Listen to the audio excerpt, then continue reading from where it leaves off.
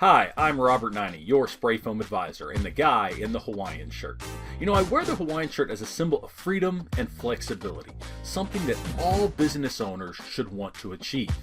And one of my goals is to help 100 spray foam business owners set up their business in a way that gets them that freedom and flexibility that they're looking for. This includes providing spray foam training, education, tips and tricks, business fundamentals, and even coaching and consulting services. Hi, this is Robert Naini, your spray foam advisor.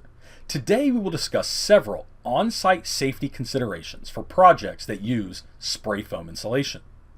Based on general industry guidance, when working on projects insulated with spray foam insulation, you should understand and address safety considerations regarding your on-site personnel, exposure of other workers on-site, and building occupancy. All workers and visitors on job sites with active spray foam insulation operations should follow appropriate PPE protocol.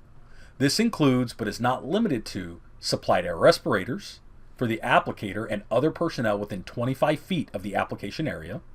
It is possible when the work area is well ventilated or when personnel is not in the immediate vicinity of the application area, the worker may be able to wear full face air purifying respirators with organic vapor particulate cartridges instead of SARs, or supplied air respirators.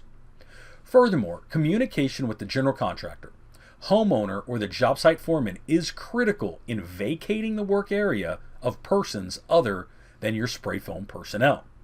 These actions will help minimize SPF exposure to others by removing them from the potential exposure area. For projects like large commercial buildings where vacating the premises may not be feasible, you should take steps to keep others out of the spray area. This could include the use of caution tape and signage and cordoning off specific work areas for your spray foam personnel.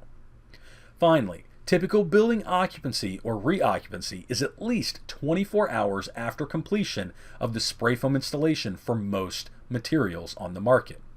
Note, occupancy guidelines are generally most pertinent during retrofit and renovation applications, because in new construction or commercial buildings, insulation generally occurs during the overall construction process and occupancy will not occur for at least weeks after application in most cases.